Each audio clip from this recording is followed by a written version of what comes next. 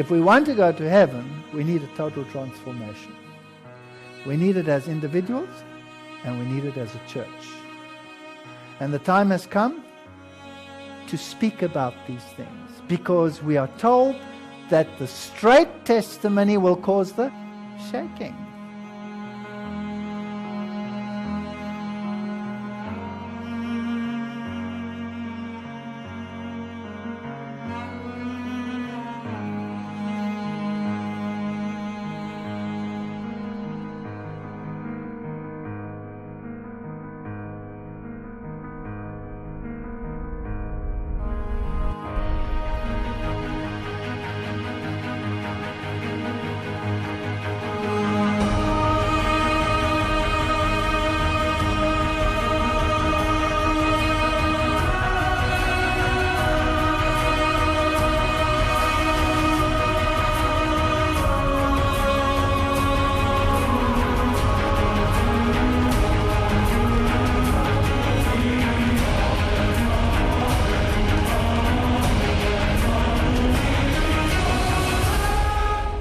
We will have to have a total transformation.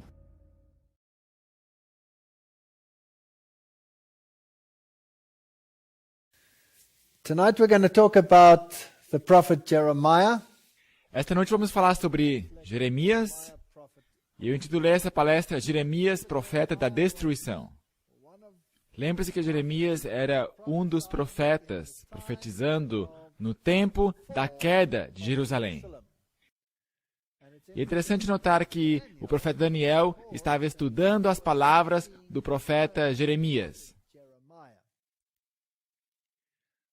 O nosso texto base para toda a série Transformação Total é Romanos 12, verso 2. E não sede conformados com este mundo, mas sede transformados pela renovação do vosso entendimento, para que experimenteis qual seja a boa, agradável e perfeita vontade de Deus. Tem que ver com discernimento. E todas essas palestras que estamos fazendo são tipológicas e servem de tipo, de modelo para aquilo que está acontecendo em nosso tempo. A mensagem do Advento é um chamado ao arrependimento e à obediência, tanto para o mundo lá fora, na forma das 3 mensagens angélicas, como para a igreja. É uma espada de 2 gumes, essa mensagem. Neste conflito, o sábado será pivotal, e qual faca afiada separará pessoas do mundo e abrirá um abismo entre os que obedecem os preceitos de Deus e aqueles que não fazem. Haverá uma decisão. É impossível haver transigência. Não pode haver acordo algum. Deus não pode transigir com a verdade e, pelo que tudo indica, o outro lado também não vai entrar em algum acordo. E por isso nossa missão parece ser impossível. Nossa mensagem parece impossível de ser implementada e as chances de sucesso também parecem ser nulas. Portanto, aqui temos uma parede de concreto. Estamos indo em direção dela. Esse é um tempo difícil. A página católica romana immaculateheart.com resumiu o problema em dezembro de 2003, quando se referiam a um artigo que tinha sido escrito mais ou menos 120 anos antes, quando o assunto da observância do domingo fora desafiado pela Igreja Adventista, sétimo dia. E Roma então publicou um artigo confirmando que, de fato, era esse o ponto. Há mais de 100 anos, o Catholic Mirror de Baltimore, em 2 de setembro de 1893, publicou uma série de artigos discutindo o direito das igrejas protestantes de adorar no domingo. Os artigos enfatizavam que, a não ser que se aceitasse a autoridade da Igreja Católica para designar o dia de adoração, que os cristãos deveriam observar o sábado. Fascinante. Então fizeram referência ao Concílio de Trento, onde o arcebispo de Reggio, finalmente depois do impasse, onde o mundo protestante declarou que a Igreja Católica tinha sido apostatada, e Roma continuou com a sua tradição, ele fez a palestra e disse: protestantes, Vocês não estão de acordo com vossa própria máxima, sola escritura, porque vocês adoram domingo, que nós sabemos que está baseado na tradição. E por isso, apesar de seus protestos, você de fato está reconhecendo a autoridade da Igreja Católica Romana. Vocês estão seguindo a tradição. E foi aí que o Concílio de Trento deu uma reviravolta para aceitar a tradição e a Escritura sendo interpretada à luz da tradição. Bem, esta batalha não acabou, isso foi só o início. O editor da página comentou: o desafio lançado por Roma há mais de 100 anos permanece. Ou os católicos estão certos, ou os adventistas do sétimo dia estão certos. Não pode haver outra escolha. Isso não são as minhas palavras, são as palavras dele. Se nenhum dos dois é escolhido, então toda a estrutura do sola escritura desaba. Isso é verdade absoluta. E é por isso que os protestantes estão nesse impasse.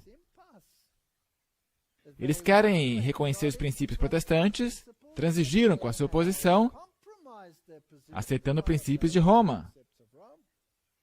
E agora esse pequeno grupo de mardoqueus à porta, esse pequeno grupo de adventistas, está ali como uma pedra no sapato, para os dois lados. O que se tem aí é uma religião inventada, um Deus inventado, e um conjunto de crenças inventadas que convêm aos propósitos humanos, não do Criador. Como Satanás e Lutero perante eles, os protestantes pronunciaram seu credo: quer em ações, quer em pensamentos, se não em palavras, não servirei. Portanto, resumindo, Roma acusa o mundo protestante como filhos desobedientes. Nós temos que voltar a nos alinhar, porque eles, obviamente, não seguem o sola escritura, mas, ao mesmo tempo, eles deixam bem claro que se trata de uma escolha entre o adventismo do sétimo dia e o resto. E não há outra escolha. É um lado ou outro. Agora, Roma, por sua vez, coloca todas as outras em uma só categoria e aparta este pequeno Mardoqueu à porta.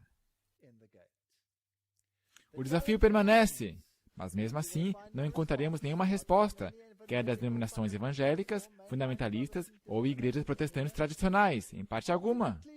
Em última análise, é a clara autoridade da Igreja Católica que rege hoje, como se investida pelo próprio Deus. E agora, eles apontam o dedo à Igreja Adventista do sétimo dia. Que a IASD, a Igreja Adventista do sétimo dia, pelo menos tem suficiente princípio para seguir o sola escritura até o fim de suas ridículas alegações, dificilmente é um argumento a seu favor. Estar completa e inteiramente errado não é melhor que estar parcialmente errado, especialmente quando se trata da eterna salvação de almas. Portanto, isso aí está na página católica romana. Eles não escondem a sua opinião e dizem: o sola escritura, afinal de contas, está errado. Porque quando eles dizem que a IAD está errada, estão dizendo que o sola escritura está errado. E esta é a batalha. Quem tem a autoridade? É o Papa em Roma ou é o Deus dos céus e da terra? Não há outra escolha. Portanto, os dados estão lançados. A luva atirada ao chão. Se abandonamos o sábado, abandonamos nossas raízes. Abandonamos nosso protestantismo. Abandonamos o sola escritura. Nós rendemos o sola Christus.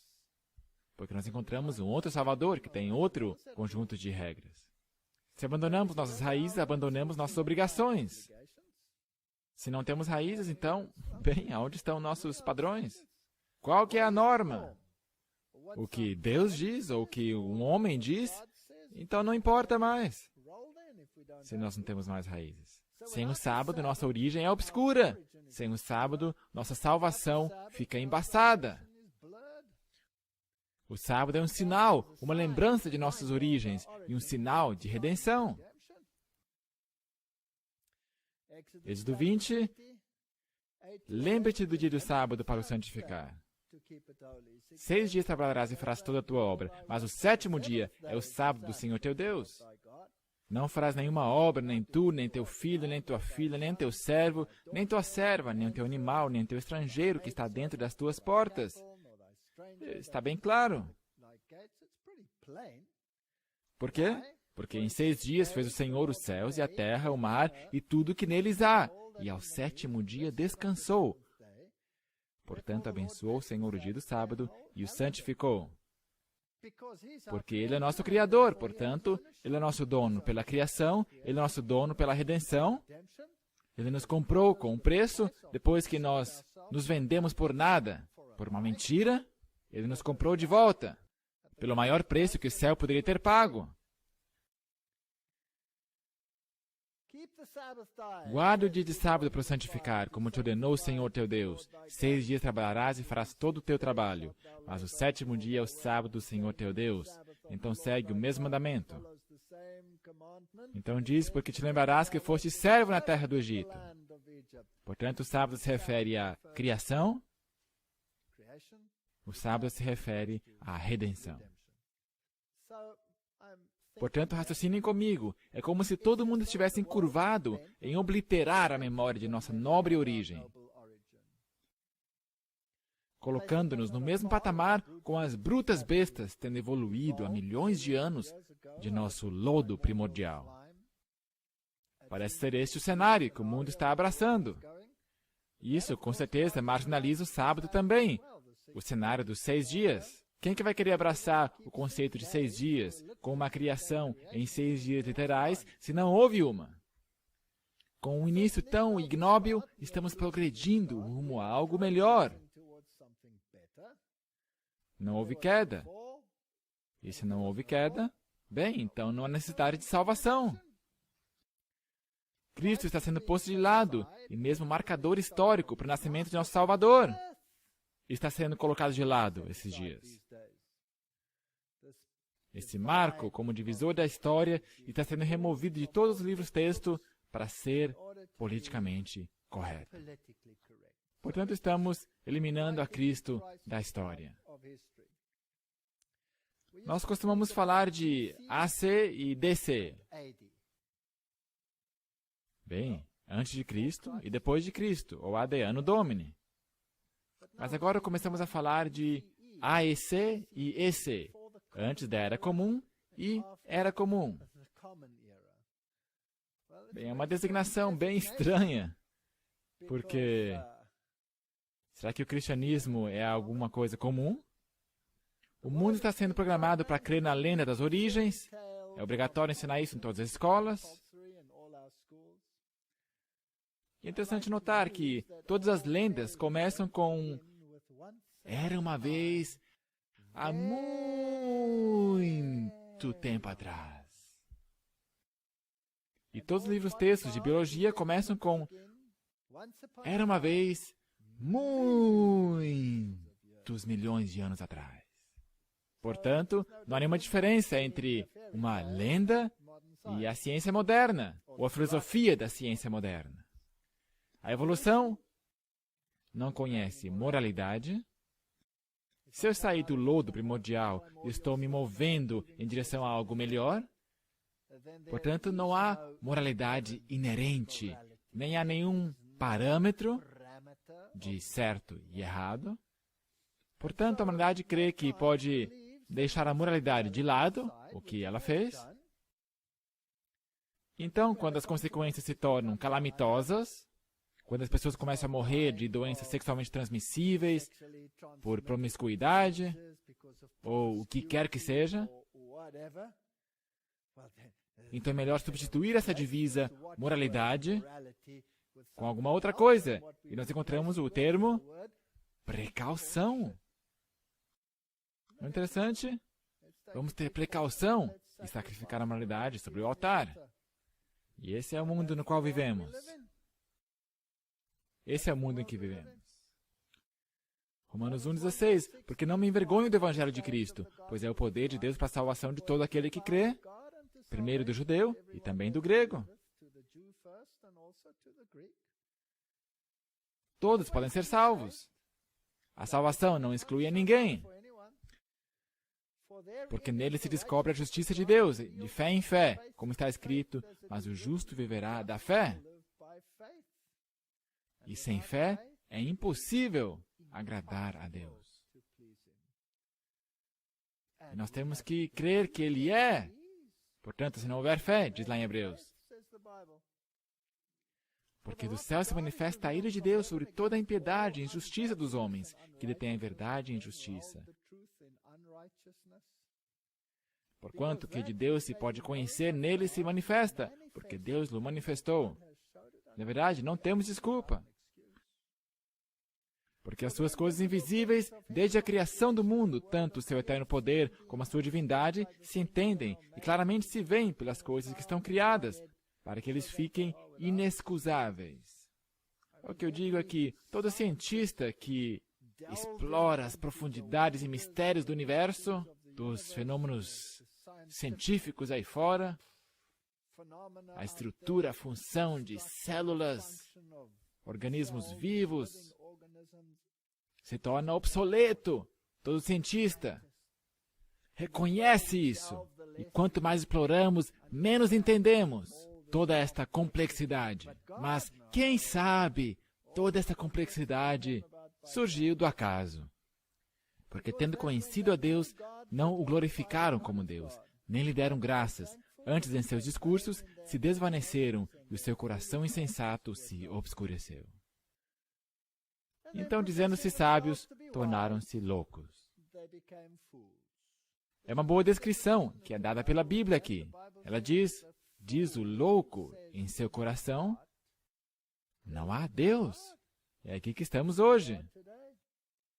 Ou como eles dizem, nós não podemos permitir um pé divino entravando a porta, em termos das aventuras científicas.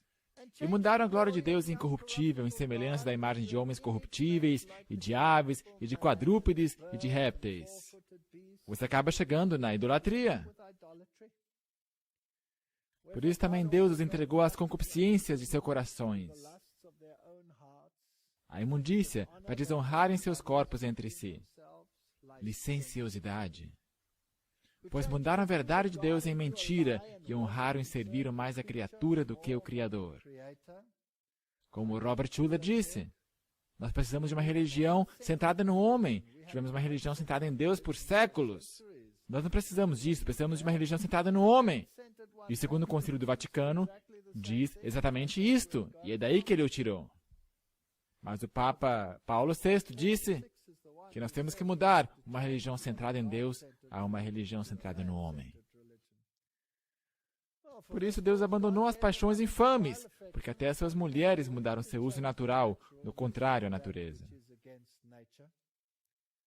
E semelhantemente também os homens, deixando o uso natural da mulher, se inflamaram em sua sensualidade uns para com os outros, homens com homens, cometendo torpeza e recebendo em si mesmos a recompensa que convinha ao seu erro. E é bem estranho que o mundo joga isso na lixeira e diz, mas isto é moralidade. Você está querendo dar uma lição de moral aqui. Nós estamos pregando iluminismo. Nós não precisamos desse negócio aí em nosso século que estamos vivendo.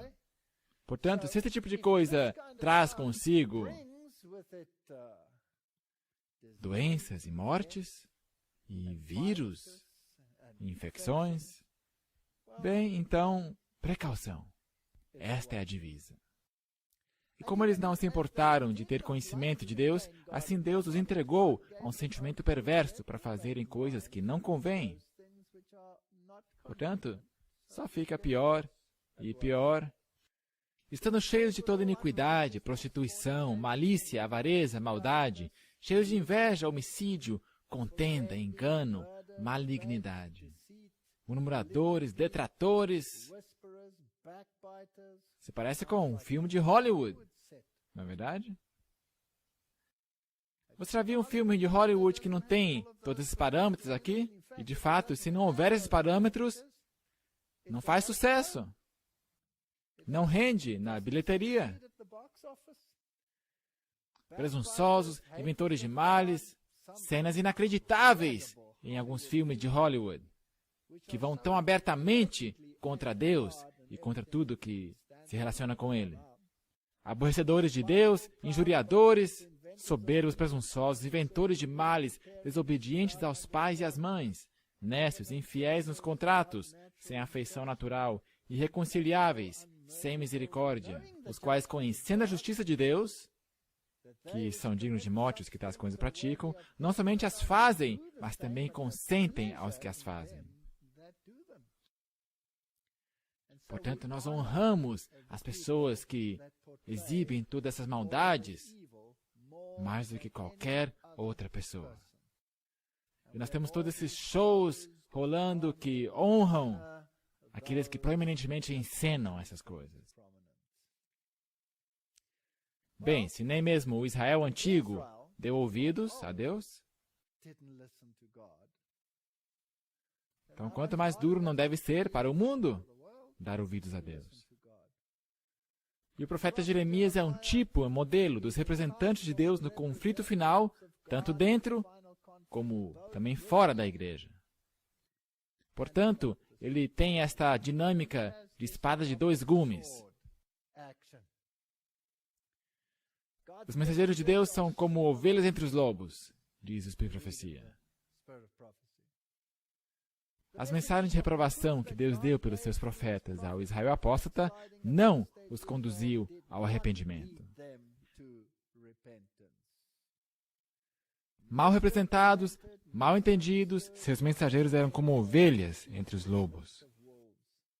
Muitos deles foram cruelmente mortos, com quanto desprezo a nação judaica tratou a mensagem que o Senhor lhes deu pelo seu profeta Jeremias. Falando de sua experiência, o profeta Jeremias diz: enganaste-me, ó Senhor, enganado fiquei, mais forte foste do que eu, e prevaleceste. Sirvo de escárnio todo dia, cada um deles zomba de mim, porque desde que falo, grito, clamo, violência e destruição, porque se tornou a palavra do Senhor um opróbrio e ludíbrio todo dia. Ele estava em sérios problemas. Tão forte era a posição contra a mensagem de Jeremias, tantas vezes caçoaram e zombaram dele, que ele disse: não me lembrarei dele, e não falarei mais no seu nome. Eu entendo como ele se sente. Eu passei por isso. Foi sempre assim, por causa da amargura, ódio e oposição manifestados contra a palavra de Deus, dita em repreensão, muitos outros mensageiros de Deus decidiram atuar como Jeremias o decidiu. Mas o que esse profeta de Deus fez depois de sua decisão? Tentando de todas as maneiras, ele não conseguiu se conservar em paz. Assim que ele compareceu nas assembleias do povo, descobriu que o Espírito do Senhor era mais forte do que ele. O relato diz: mas isso foi no meu coração como fogo ardente, encerrado nos meus ossos. Estou fatigado de sofrer e não posso mais. Ele não conseguia ficar em silêncio. Ele era compelido a pregá-lo. No meu próprio caso, quantas vezes eu falei: Senhor, eu não quero mais fazer isso. Eu realmente não quero mais fazer isso. E essa noite eu vou apresentar um sermão doce, suave, gentil, paciente, benigno, amoroso. E depois que eu me assento, eu reconheço que foi o pior que eu já fiz até aí. Então eu digo: ah, Senhor, por que eu? Porque eu vi a murmuração de muitos, terror de todos os lados. Denunciai, e o denunciaremos. Todos que têm a paz comigo aguardam meu manquejar, dizendo: bem pode ser que ele se deixe persuadir, então prevaleceremos contra ele e nos vingaremos dele. Estavam pegando no seu pé de todos os lados. Nessa geração, quando os servos de Deus dizem a palavra do Senhor para reprovar malfeitores, para repreender os que introduzem princípios errados, porventura não tem passado por uma experiência similar à de Jeremias? Estamos vivendo no mesmo tempo. Nós estamos vivendo no antítipo. Será que podemos esperar alguma coisa melhor? Quando um procedimento para perverter justiça e juízo é introduzido, a palavra do Senhor deve ser dita em reprovação. Eu não posso ficar em silêncio. Hoje em dia encontramos as mesmas dificuldades que os servos de Deus encontraram nos dias do antigo Israel, quando foram enviados para expor as maldades existentes que estavam corrompendo sua influência. Portanto, há algumas coisas que simplesmente têm que ser feitas. E algumas pessoas parecem ter este encargo. A pura verdade para esse tempo requer uma reforma na vida. Mas eles se separam do amor à verdade, e deles pode ser dito: ó Israel, te destruíste a ti mesma. O Senhor envia uma mensagem a seu povo: põe a trombeta à tua boca, ele virá como a águia contra a casa do Senhor, porque transgrediram a minha aliança e se rebelaram contra a minha lei. No dia da coroação do Salvador, ele não reconhecerá como seu qualquer que possui mácula ou ruga. Essa nova teologia de tudo é aceitável não é bíblica. Mas aos seus fiéis ele dará coroas de glória imortal. Aqueles que não quiseram que ele reinasse sobre eles o verão circundado pelo exército dos redimidos, cada um carregando o sinal: o Senhor, justiça nossa. Verão a cabeça outrora coroada com espinhos, coroada com um diadema de glória. Há uma retribuição de fato vindo, e está vindo rapidamente. Portanto, vamos ler o que Jeremias disse. E eu ressaltei algumas partes. Jeremias era filho de Ilquias, um dos sacerdotes. Portanto, ele veio da família sacerdotal. E o Senhor veio a ele e lhe falou nos dias de Josias, rei de Judá. Josias era um bom rei. Ele foi um rei maravilhoso. Era jovem quando chegou ao trono, mas ele amava ao Senhor. Ao qual veio a palavra do Senhor nos dias de Josias, filho de Amon, rei de Judá, no 13º ano do seu reinado. Ele veio também nos dias de Jeoaquim, filho de Josias, rei de Judá, e é aí que descem o escorregadio barranco. Até o fim do ano 10º de Zedequias, isso é bem no final. Filho de Josias, rei de Judá, até o fim do ano 10º de Zedequias, filho de Josias. Portanto, até o segundo cerco e a destruição de Jerusalém. Foi aí que ele viveu. Então veio a minha palavra do Senhor dizendo: antes que te formasse no ventre, te conheci, e antes que saísses da madre, te santifiquei às nações. Uau! Qual que é a implicação disso para a moderna doutrina do aborto? É um problema. É de fato um problema. As nações te dei por profeta, antes mesmo que ele nascesse. Então disse eu: Senhor, eis que não sei falar, porque ainda sou um menino. Ele era um jovem, era um garoto. Provavelmente tinha uns 17 anos de idade. Isso é fascinante. Fascinante. Idade interessante. Mas o Senhor disse: não digas, eu sou um menino, porque a todos a quem eu te enviar irás, e tudo quanto te mandar, falarás. E não tenhas medo diante deles, porque eu estou contigo para te livrar, diz o Senhor. Então lá vai esse rapaz enfrentar todos esses sacerdotes, esses legisladores, esses reis. Estendeu o Senhor a sua mão e tocou minha boca, e disse-me o Senhor: eis que ponho as minhas palavras na tua boca. Olha, ponho-te nesse dia sobre as nações. Olha só a sua comissão. Sobre as nações, será que isto é singular ou plural? É plural. Sobre os reinos, não é plural também?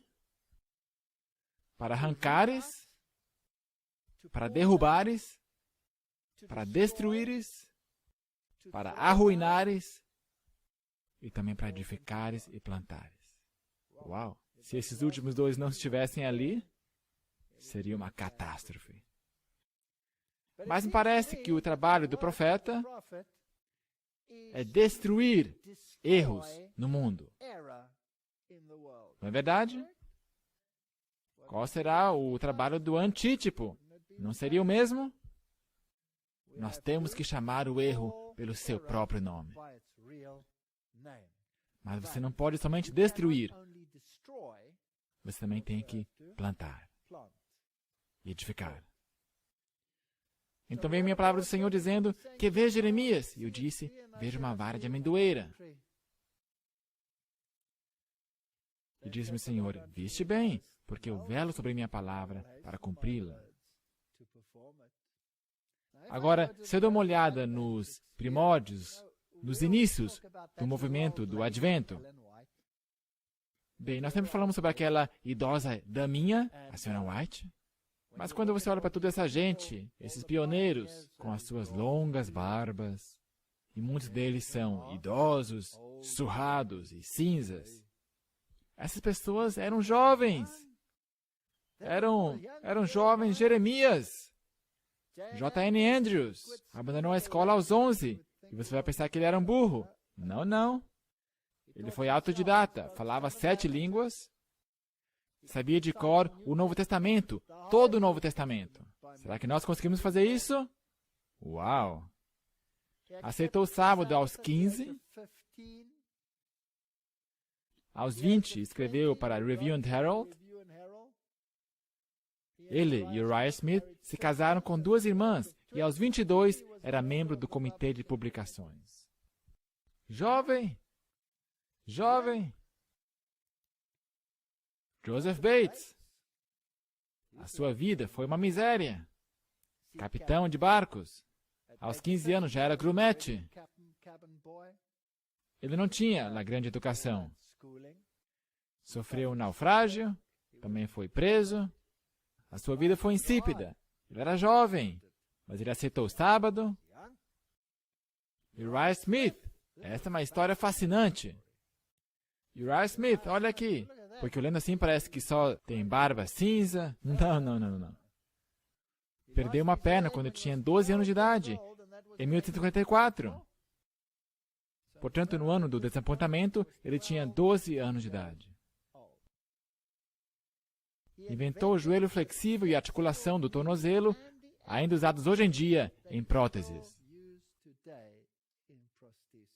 Ele tinha sua perna amputada aqui perto do joelho.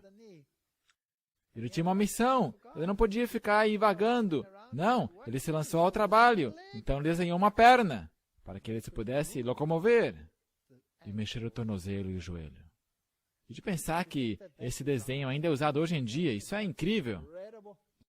Eu não posso ser detido por uma perna. Eu não posso ser detido por uma perna. Aos 20 se juntou aos adventistas. E aos 21 ele ingressou na obra de publicações. Não eram velhinhos, eram jovens. Eu não vou passar por todos eles. Ellen Harmon, 17 anos de idade, quando foi chamada a ser uma profetisa. 17 anos de idade. 2 anos mais tarde, aos 19, ela se casou com James White, que tinha 25 quando se casou com ela. Portanto, também ele, quando começou essa obra, tinha 23 anos de idade. Jovem? Jovens? George Washington Amadon tinha 21. John Allen Burden tinha 20. Butler, 22. Arthur Daniels, 20. Ira Edson, ele era o mais idoso entre eles. 37 anos de idade.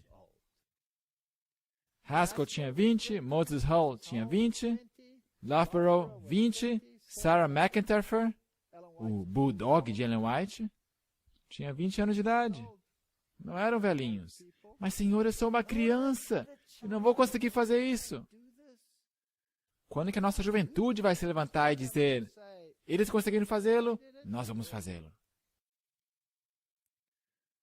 Verso 13, e veio a minha palavra do Senhor pela segunda vez, dizendo, que é que vês? Eu disse, vejo uma panela a ferver,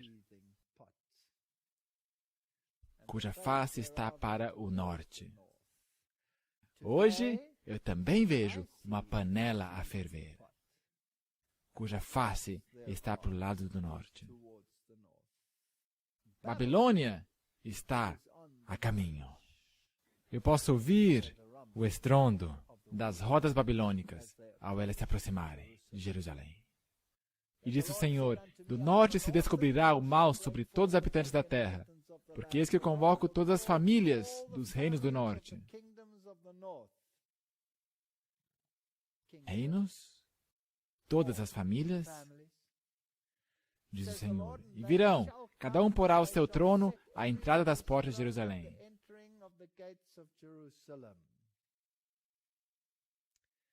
E contra todos os seus muros em redor e contra todas as cidades de Judá. Portanto, o problema é que eles estão contra o sistema judicial e contra a lei. É isso que vão atacar. O muro representa a lei, portas representam juízos. E eu pronunciarei contra eles os meus juízos, por causa de toda a sua malícia, pois me deixaram e queimaram incenso a deuses estranhos e se encurvaram diante das obras de suas mãos. Portanto, Deus vai trazer retribuição sobre o seu próprio povo infiel. A circunstância deles vindo do lado do norte será usada para limpar a igreja de Deus. A mesma coisa no antítipo. Tu, pois, cinge os teus lombos e levanta-te, e dize-lhes tudo quanto eu te mandar. Não te espantes diante deles, para que eu não te envergonhe diante deles. Nós temos a nossa fé. Nós sabemos em quem cremos. Se nós tivermos medo e tremermos, eles nos vão vencer. Pois eis que hoje te ponho por cidade forte e por coluna de ferro, dizendo a Jeremias. E por muros de bronze contra toda a terra, contra os reis de Judá, contra os seus príncipes, contra os seus sacerdotes e contra o povo da terra. A oposição de dentro vem do nível mais alto ao nível mais baixo. E pelejarão contra ti, mas não prevalecerão contra ti, porque eu sou contigo, diz o Senhor, para te livrar. Esta mensagem não vai falhar, apesar da oposição. Portanto, Jeremias advertiu contra o norte, contra a Babilônia, e advertiu contra a apostasia interna. Esse foi o seu encargo.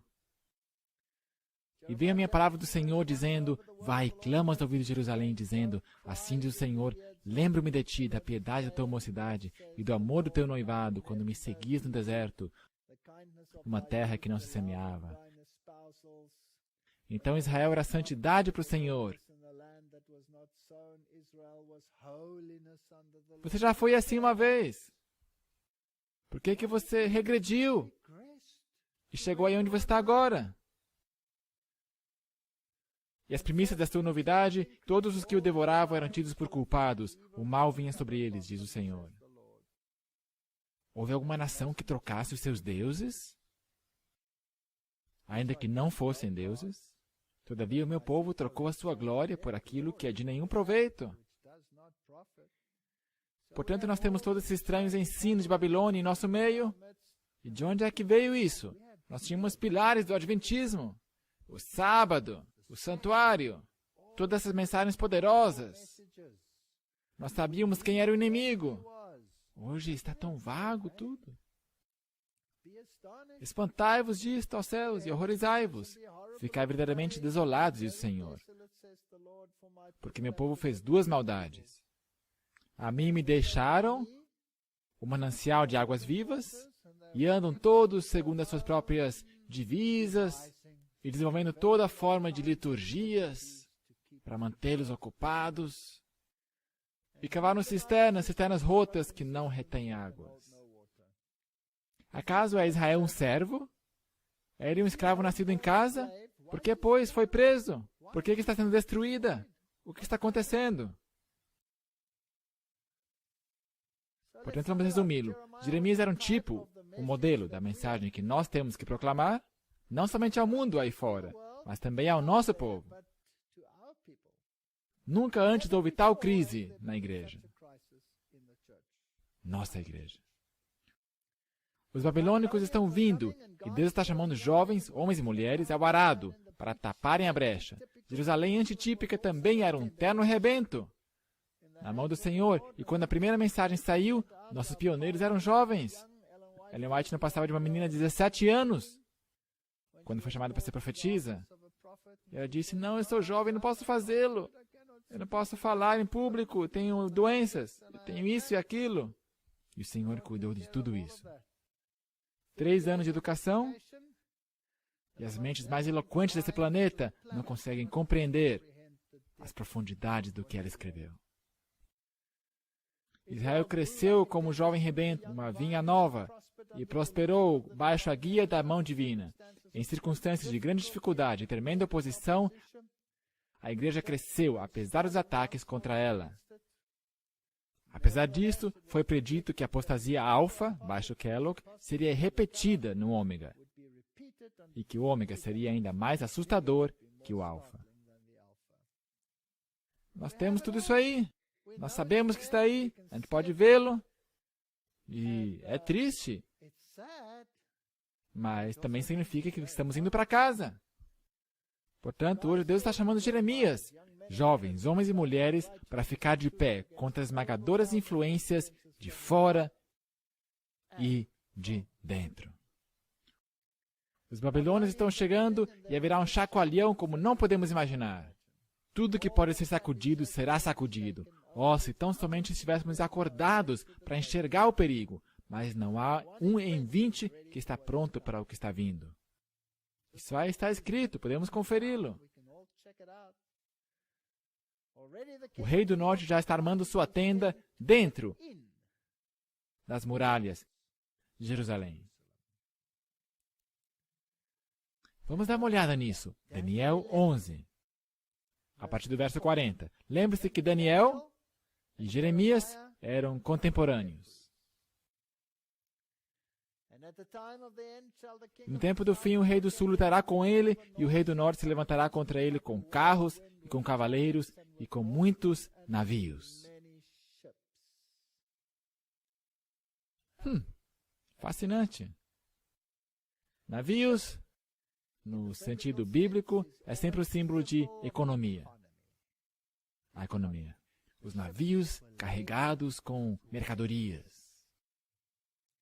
Portanto, a economia vai desempenhar um tremendo de um papel nesse conflito final. E entrará nas terras gloriosas, plural, e transbordarão e passarão adiante.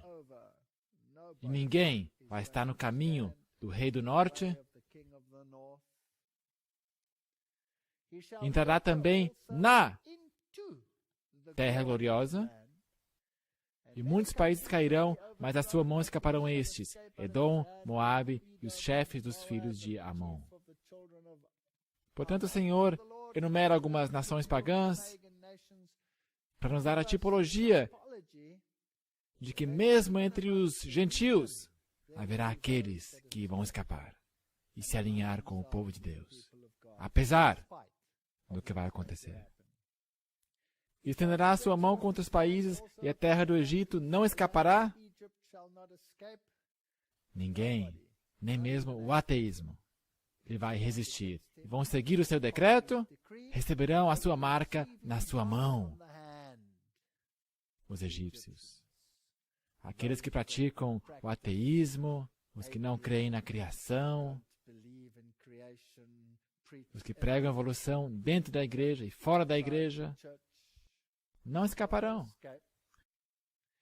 E apoderar-se-á dos tesouros de ouro e de prata e de todas as coisas preciosas do Egito. Ele, o rei do norte, vai governar a economia do mundo. A capital da economia mundial é Londres. Londres é um estado soberano dentro da nação, submisso à coroa, que é o papado operado pelos jesuítas. E os líbios e os etíopes o seguirão. Mas os rumores do Oriente e do Norte o espantarão. O Senhor vem do Oriente, uma mensagem vai proceder, o Senhor está vindo em breve. Aprontai-vos, aplanai o caminho para o Senhor. O Norte é o lugar do real trono de Deus. E quando Cristo vem, Ele virá na sua glória, na glória do seu Pai e na glória de todos os anjos. Eu acho que ele realmente deveria se espantar com a mensagem de que Cristo está vindo em breve. e armará as tendas do seu palácio entre os mares, no Monte Santo e Glorioso. Isso é claro se você tiver a antiga tradução.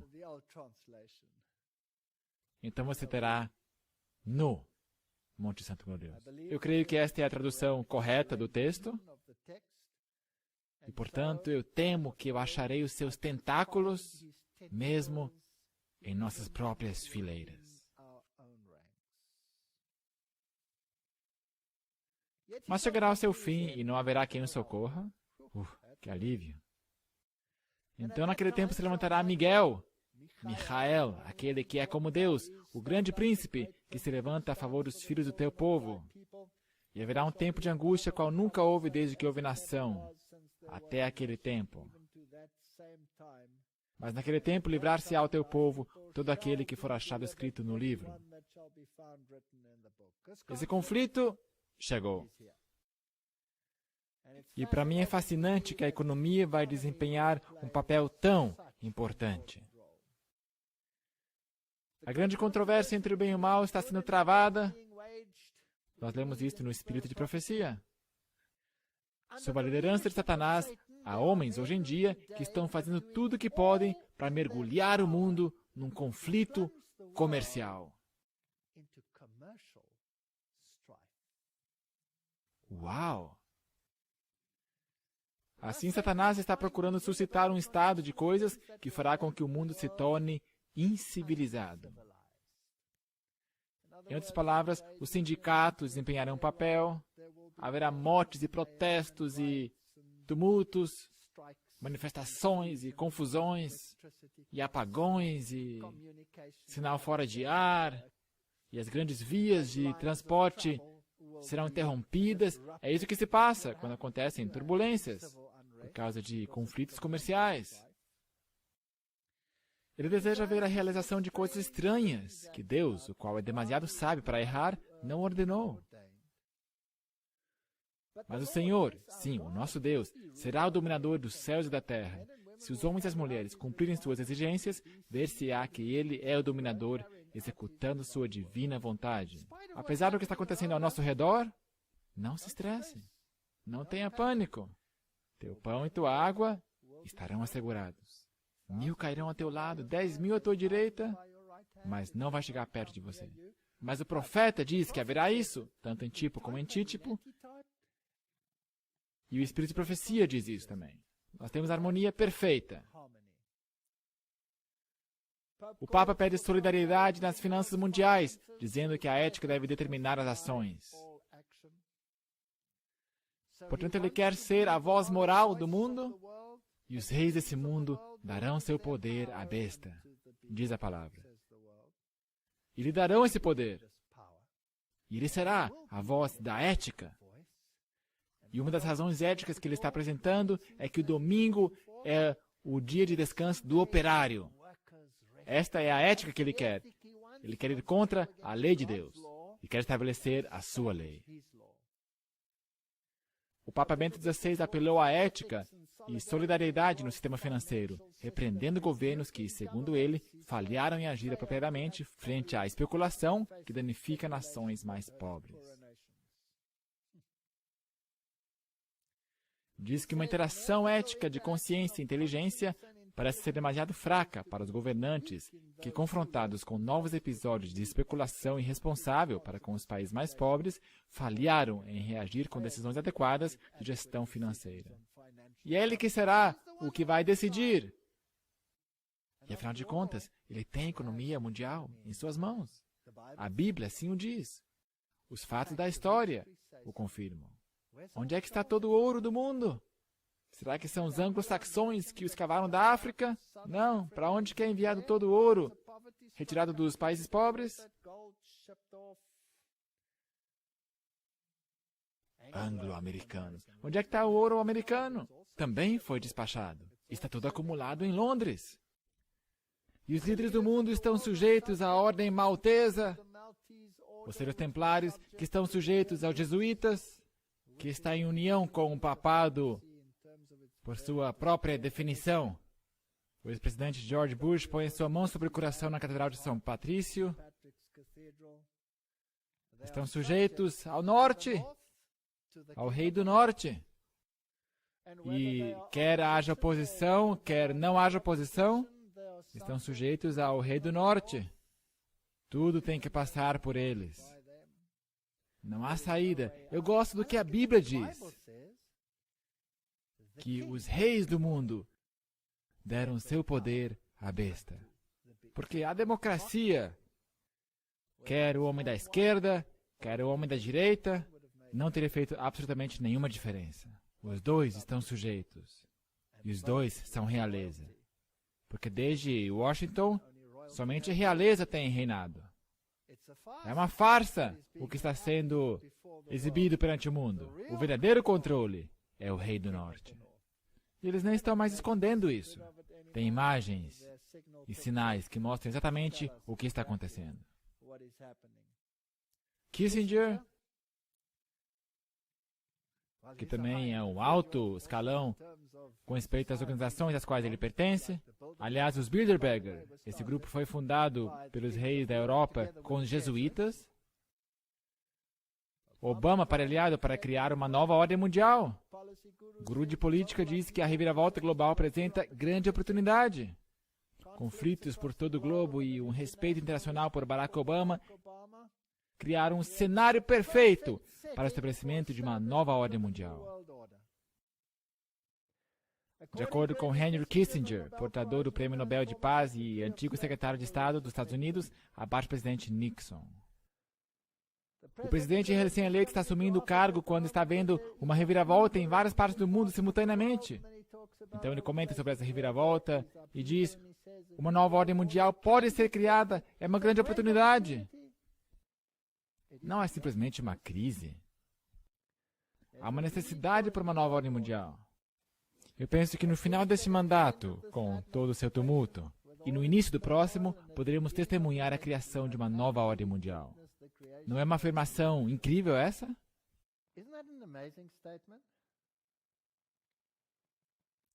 No final desse mandato, falando sobre a administração de Bush,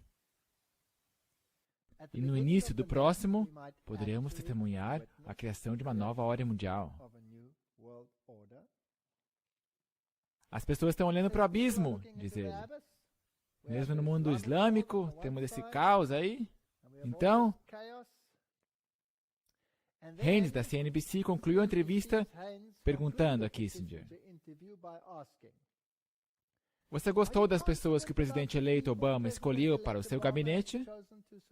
E se você der uma olhada nessa lista, se trata dos caras, jesuítas.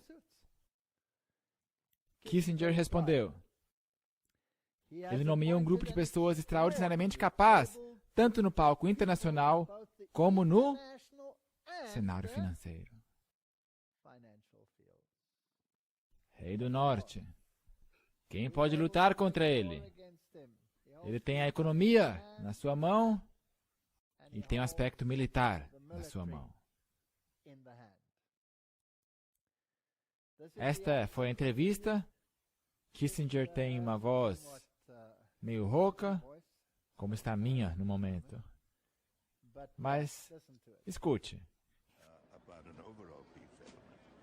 What do you think the most important thing is for Barack Obama? Obviously, you're here to talk about the anniversary for U.S.-China diplomatic relations, but if you had to say this is going to be the country or the conflict or the place that will define the Obama administration, what would it be?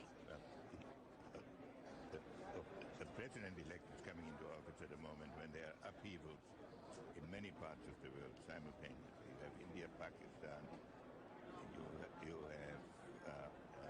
the jihadist movement. So he can't really say there is one problem that is the most important one. But he can give a new impetus to American foreign policy, partly because the reception of him is so extraordinary around the world. I think his task will be to develop an overall strategy for America in this period when really a new world order can be created. It's a great opportunity. It isn't such a crisis.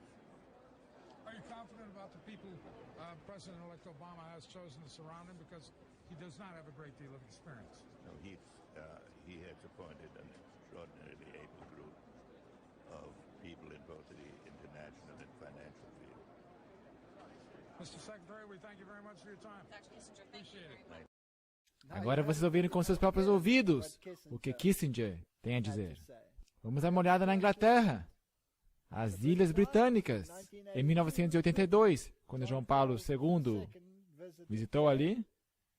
Aí tivemos esta cena, ele beijando o solo, que sempre é um símbolo de que ele os reclama para si mesmo. Eles são meus. Aqui está o presidente Papa em sua visita recente. Isso aí foi no outro dia, na Grã-Bretanha. E o Mail Online, citando David Cameron, diz: "Você nos fez pensar", ele disse ao Papa Benedito, depois de 4 dias incrivelmente tocantes. Você realmente desafiou todo o país a se levantar e pensar. E isso só pode ser coisa boa. Não é fascinante? O primeiro-ministro, que se descreveu como tendo uma fé tipo clássica da Igreja da Inglaterra, uma fé que às vezes esquenta e depois esfria, disse que religião está no coração desta nova dispensação. Portanto, aqui, outra vez, o rei do norte, ele vai conquistar o secularismo desses últimos tempos. Ele vai aplastar o rei do sul. E ele vai reinar. Se despedindo, o primeiro-ministro agradeceu ao Papa por desafiar os britânicos a se levantar e pensar. Também é incrível que uma canonização aconteceu ali, e provavelmente aqui não é o lugar de falar sobre todas aquelas coisas. Portanto, Kissinger disse que essa nova ordem mundial pode vir no tempo de Obama. Ele disse que é uma oportunidade sem precedentes. Nós podemos, na verdade, ver que isso aí está vindo. O Papa apela por uma nova ordem mundial. Aqui estão as manchetes. Então, em 24 de maio, Obama busca uma nova ordem internacional. Será que estão se movendo nessa direção ou não? Certamente parecem estar. Um chamado ao arrependimento para dentro, uma advertência aos de fora. Será que é isso que nós precisamos no tempo que vivemos, sim ou não? Eu estou convencido. Jeremias 4, verso 4.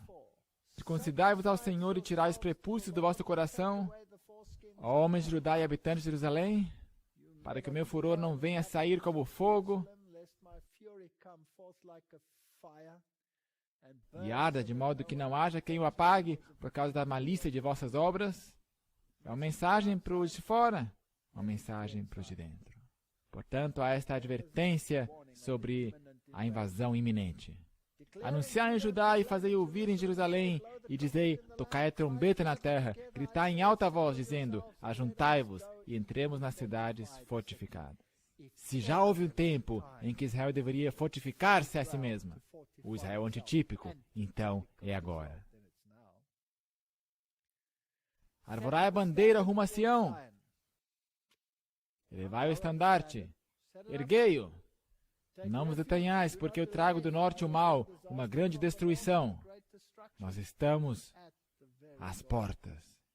Já um leão subiu da sua ramada, diz Jeremias 4, verso 7. E um destruidor dos gentios, ele já partiu e saiu do seu lugar para fazer da sua terra uma desolação, a fim de que as tuas cidades sejam destruídas e ninguém habite nelas. Está vindo. Dessa vez ele está vindo. Agora, pois, quando serás assoladas, diz o verso 30, que farás? Ainda que te visse de carmesim, eu usei a New King James aqui, a versão, porque a outra pode ser um pouquinho difícil de entender para algumas pessoas de hoje, por causa do inglês arcaico. Mas aqui está bem claro.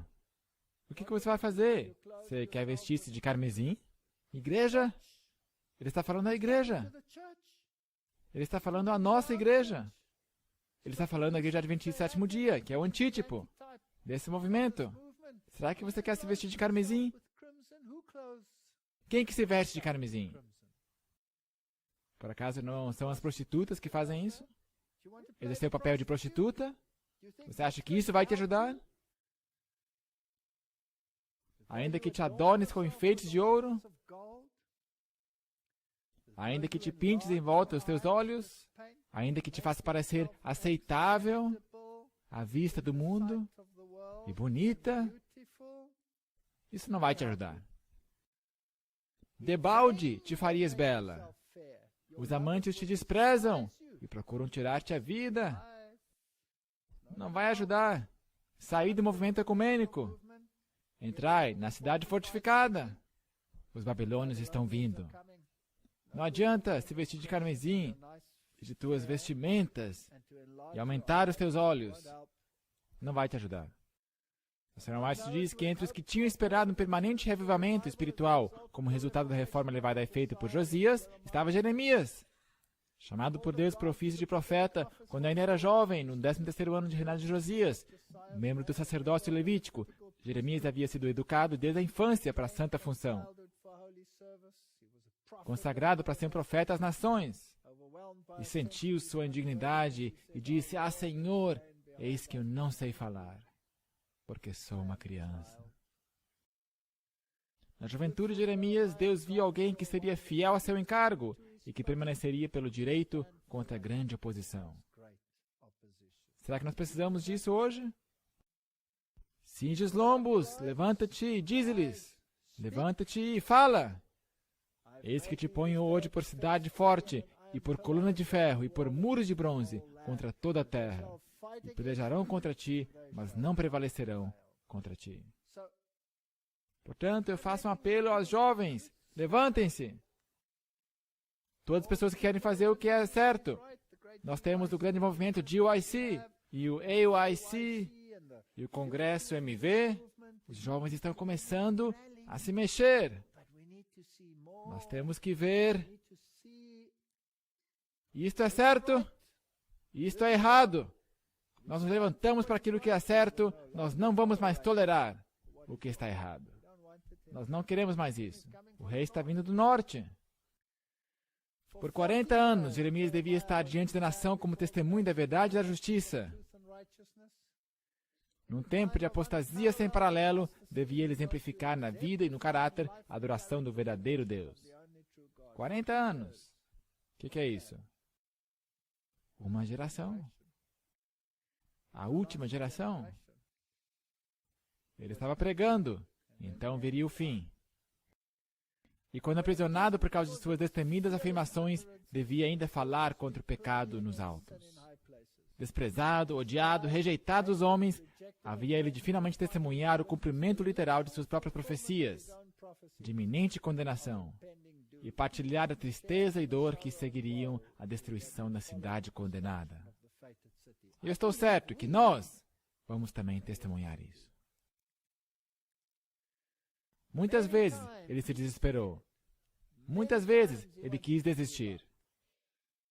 Mas a palavra do Senhor era um fogo no seu estômago e não conseguiu se acalmar. Seus rogos e advertências foram rejeitados por muitos, incluindo na liderança de Israel. E assim nós temos que esperar o mesmo hoje. Mas não foi todo mundo que o rejeitou. Só porque as pessoas o rejeitam não quer dizer que a gente não vai pregá-lo. Jeremias 20, verso 7. Ó Senhor, me persuadiste. Mais forte foste do que eu, prevaleceste. Sirvo de escárnio todo dia. Eu clamo violência e destruição, porque se tornou a palavra do Senhor um opróbrio e ludíbrio todo dia. Então ele disse essas terríveis palavras: acabou, eu não vou mais falar sobre isso. Por que eu deveria ficar falando isso? Mas então, isso foi um fogo ardente no seu coração. E ele não conseguiu mais. Eu posso me identificar tanto com esse homem.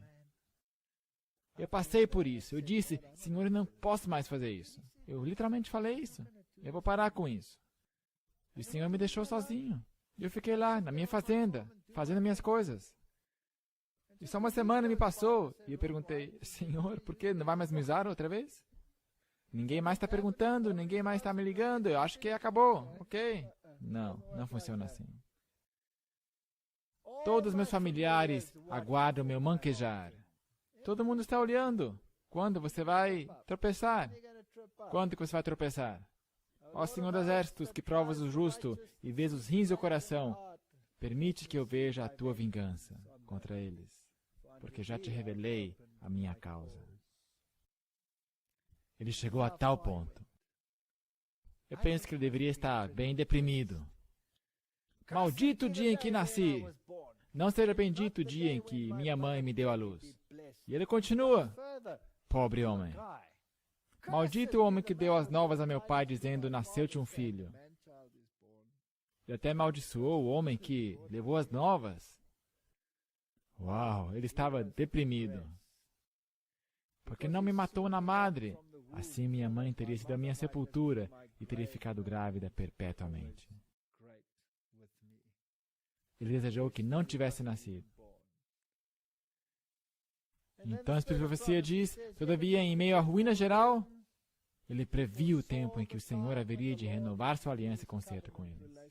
Jeremias 31:12, a sua alma será como um jardim regado e nunca mais andarão tristes. Nós passaremos por esse tempo. Está vindo. Não foi somente uma mensagem negativa. Ele foi encarregado de edificar e plantar.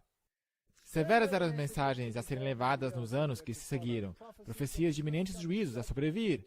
Deviam ser apresentadas com destemor. Das planícies de Sinear devia sobrevir o mal sobre todos os habitantes da terra. Babilônia estava vindo. Eu pronunciarei contra eles meus juízos, disse o Senhor, por causa de toda a sua malícia, porque me deixaram. Mas o profeta deveria acompanhar as mensagens da segurança de perdão a todos que tornassem de suas más obras. E este é exatamente o antítipo, onde nós estamos hoje. Mensagens como aquelas apresentadas por Jeremias serão tão pouco toleradas hoje como a seu tempo. Eles vão te pôr na cisterna, eles vão calar a tua boca, eles vão te algemar. Eram fortes palavras de advertência, mensagens políticas. Eram políticas? Claro que eram. De destruição iminente de Babilônia. Hoje Babilônia está revistando suas forças, uniões políticas estão sendo forjadas e o mundo está rapidamente se movendo em direção ao Estado totalitarista, tão favorecido pelo atual rei do Norte. Afinal de contas, o porta-voz oficial dos jesuítas diz que fascismo é o regime que eles escolheram. Não temos ideia do que nos aguarda. Em seu livro Megalomania Eclesiástica, John Robbins explica a desesperada escuridão que podemos esperar desse sistema. Enquanto o mundo grita paz e segurança, Roma está fortalecendo suas forças e em breve vai irromper com grande furor e apanhar cada nação de surpresa. Eles introduzem um sistema fascista e acusam os inimigos do sistema como novos fascistas. Isto é pensamento dialético jesuíta. Quando o governo e a economia entrarem em parceria pela comunidade, isso é fascismo. Ele diz, o muro de separação entre igreja e Estado que foi erigido por humanistas seculares e outros inimigos da liberdade religiosa. Você vê aqui o pensamento dialético, colocando tudo de ponta cabeça. Eu pensei que o muro de separação entre igreja e Estado foi levantado por pessoas que estavam cheios da perseguição religiosa e que queriam liberdade religiosa. Não, agora são inimigos religiosos. Tem que ser derrubada. Os que se opõem a nossas opiniões são os novos fascistas. Portanto, eles criam um regime fascista e chamam todo mundo que se opõe a isso de fascistas. Brilhante! Encontro interreligioso, 99. Como relatado pela Associated Press, o Dalai Lama, ao seu lado direito, nesse outubro de 99, em Roma, o Papa presidiu um concílio especial de aproximadamente 2.000 líderes religiosos de várias fés, seitas e cultos. E disse aos monges budistas, aos encontristas, Zoroastro, aos católicos, hindus, aos xamãs, aos rabis, ao clero ecumênico, que todos devem se unir em condenar os fundamentalistas cristãos, que abusam da fala e cujos esforços de converter a outros incitam ódio e violência. Todos os presentes estavam de acordo em 2 pontos. O Papa João Paulo II foi reconhecido por consenso como líder e supervisor espiritual do planeta. E religiosos fundamentalistas que se recusam a acompanhar o movimento ecumênico mundial têm que ser silenciados e devem ser denunciados como extremistas perigosos, cheios de ódio. Bem, isto foi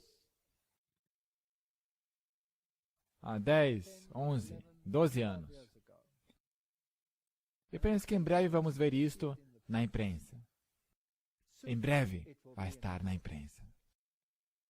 A pena inspirada, como um sábio mestre construtor, Jeremias procurou, no início mesmo de sua atividade, encorajar os homens de Judá a assentar os fundamentos de sua vida espiritual de maneira ampla e profunda, praticando obras completas de arrependimento.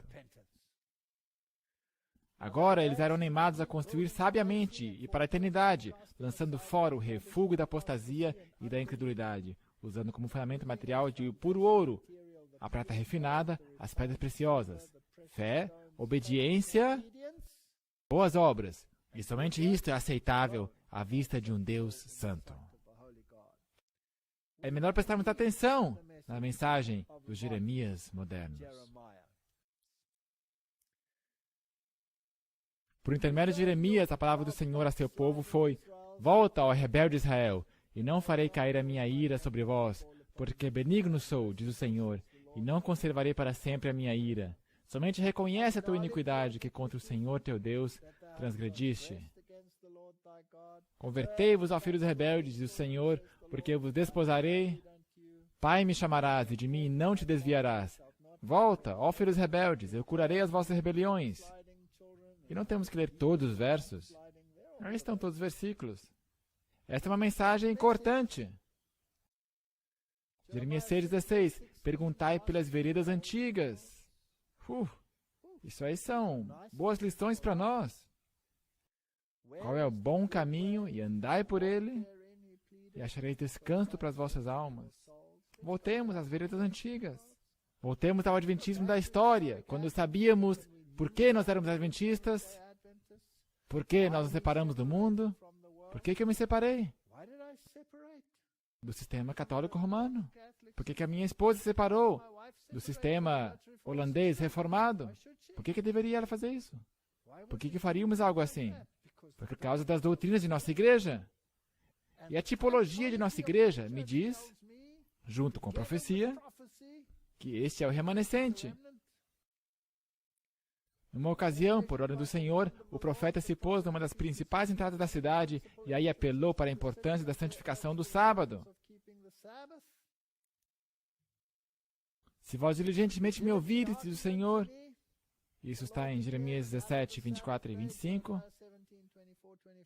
não introduzindo cargas nos dias de sábado e santificares, então entrarão pelas portas desta cidade reis e príncipes, que se assentem sobre o trono de Davi, andando em carros e cavalos. Eles e seus príncipes, os homens de Judá e os moradores de Jerusalém, e esta cidade será habitada para sempre. Portanto, a Senhora White diz, esta promessa de prosperidade, como recompensa de obediência, foi acompanhada por uma profecia de terríveis juízos que cairiam sobre a cidade, caso seus habitantes se provassem desleais a Deus e sua lei. Temos algumas coisas estranhas acontecendo hoje, onde algumas pessoas pensam que não importa de fato que horário você começa o sábado, ou talvez deveríamos ter um culto no final do sábado, em alguns lugares. Mas no final do sábado, se você começa aí o seu culto, é o primeiro dia da semana. Não é mais o dia 7º da semana. Assim o profeta manteve-se firmemente ao lado dos sãos princípios do reto viver tão claramente esboçados no livro da lei. Mas as condições prevalecentes na terra de Judá eram tais que somente pelas mais positivas medidas poderia ser efetuada uma mudança para melhor. Havia um sério problema. Mas o chamado ao arrependimento e reforma não foi atendido pela grande massa do povo. Desde o início do reinado de Joaquim, Jeremias tivera pouca esperança de salvar sua amada terra da destruição e do cativeiro. Mas não lhe foi permitido permanecer em silêncio, enquanto total ruína ameaçava o reino. Os que haviam permanecido leais a Deus deviam ser encorajados a perseverar na prática do bem, devendo os pecadores, se possível, ser induzidos a voltarem-se da iniquidade. Não podemos agora parar de chamar o pecado pelo seu próprio nome. A crise pedia um esforço público e de longo alcance. E o mesmo se aplica hoje. Ele permaneceu junto à porta da casa do Senhor. Isto é certo, isto é errado. Julgamento. Justiça. Jeremias 7, 2-7. Melhorai os vossos caminhos, e não vos fieis em palavras falsas, dizendo, templo do Senhor, templo do Senhor, templo do Senhor é este. A mesma coisa que os judeus disseram. Templo do Senhor, olha essas pedras. Que pedras, que edificações. Magnificente. Mas não vai permanecer nenhuma pedra em cima da outra. E João Batista diz, não digais. Nós somos filhos de Abraão. Não há salvação por linhagem. Não há salvação por pigmentação. Não há salvação por decibel, fazendo um grande ruído, cantando e clamando na igreja. Não há salvação por doutrina. Somente a salvação em Cristo. E somente sua justiça pode cobrir essa nossa iniquidade, incluindo a minha própria e a de todos os outros. Se deveras fizeres juízo, se não oprimires o estrangeiro, precisamos de uma conversão, precisamos de uma transformação. Embora declarassem ser o escolhido povo de Deus, unicamente a reforma do coração e dos atos da vida o salvaria dos inevitáveis resultados da continuada transgressão. Ninguém é salvo pela filiação de sua denominação, por via das dúvidas. Eu já perguntei muitas vezes ao Senhor, por que as pessoas lá fora não entram em enxurrada a essa igreja? Preguei a tantos grupos, eu fui convidado a igrejas inteiras, onde eu preguei essas verdades. Igrejas não adventistas do sétimo dia. Elas me convidam. Eu fui convidado a uma grande igreja. Eu entrei caminhando. Lhe perguntei, o que eu vou falar? Eu acho que é melhor eu me apegar a alguma coisa não tão controversa. Vamos nos restringir à ciência, a essas coisas, evolução, criação. Então eu comecei a minha série de palestras. O pastor estava sentado lá, congregação assentada. Comecei a minha palestra. O pastor se levanta. Ele vem a mim e me diz, nós queremos saber. Nós queremos saber a verdade. Você poderia, por favor, nos dizer quem é o anticristo? Uau! Você poderia, por favor, pregar para nós sobre profecia? Você poderia, por favor, pregar sobre o sábado? Igrejas não adventistas. E hoje temos igrejas inteiras guardando o sábado, fazendo tudo o que se deveria. E crendo na mensagem do santuário, crendo em tudo, guardando os mandamentos de Deus, mas eles não estão se juntando na igreja adventista. Por que não? Talvez nós não estamos prontos para recebê-los. A nação escolhida tinha andado nos seus próprios conselhos, no propósito do seu coração malvado, e andaram para trás e não para diante. Jeremias 7, 23 e 24.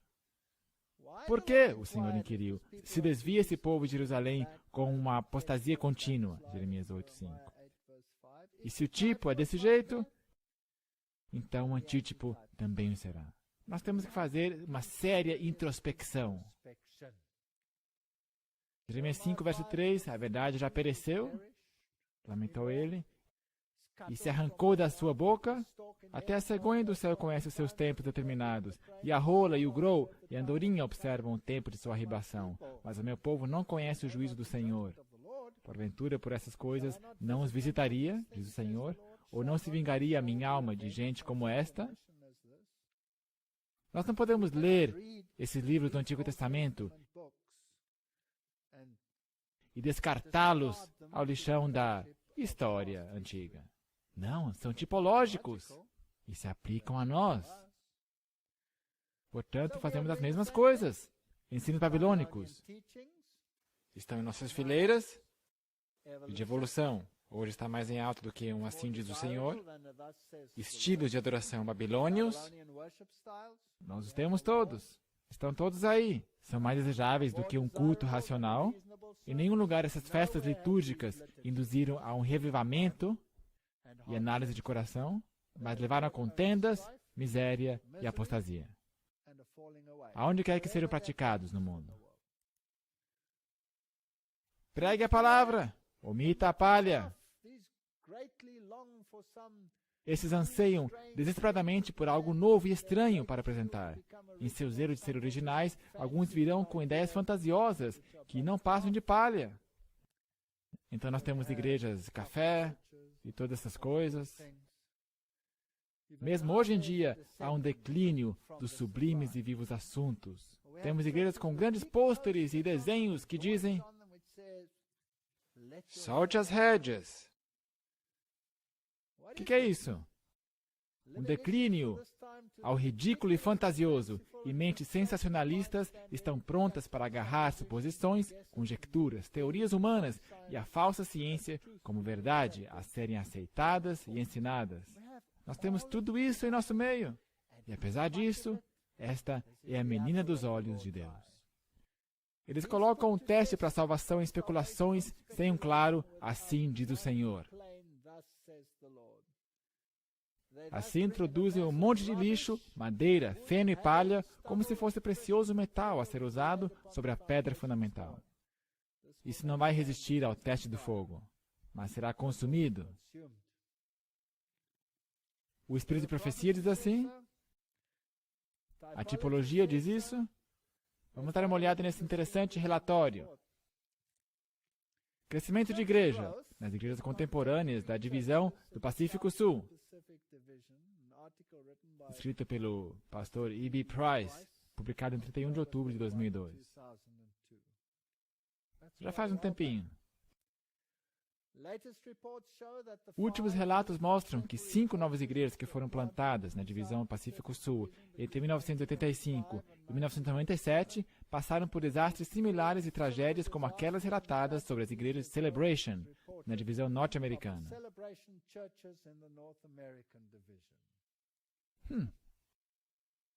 E serviu de modelo para as primeiras. De onde que elas vêm? Isso aí é a teologia Willow Creek, é a teologia Saddleback. Muitos membros dessas igrejas foram perdidos e às vezes seus pastores foram junto. Somente uma das 5 ainda está na Irmandade das igrejas adventistas do sétimo dia. Abandonaram a igreja e foram tidos como grande sucesso porque cresciam como louco. Mas a pergunta é, foi um crescimento orgânico de fora ou será que cresceram com os membros da própria igreja? Foi crescimento lateral. Conseguiu membros das outras igrejas. Muitas igrejas estabelecidas nessa divisão também adotaram estilos contemporâneos de adoração. Apesar de dezenas de entrevistas com oficiais e membros, nenhuma dessas igrejas mostrou ter qualquer crescimento significativo por batismos de não adventistas.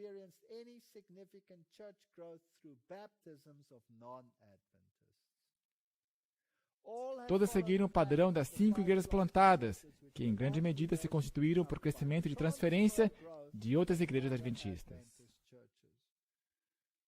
E hoje muitas delas nem são mais adventistas. Portanto, quais são os frutos? Será que houve uma conversão ou será que houve uma apostasia?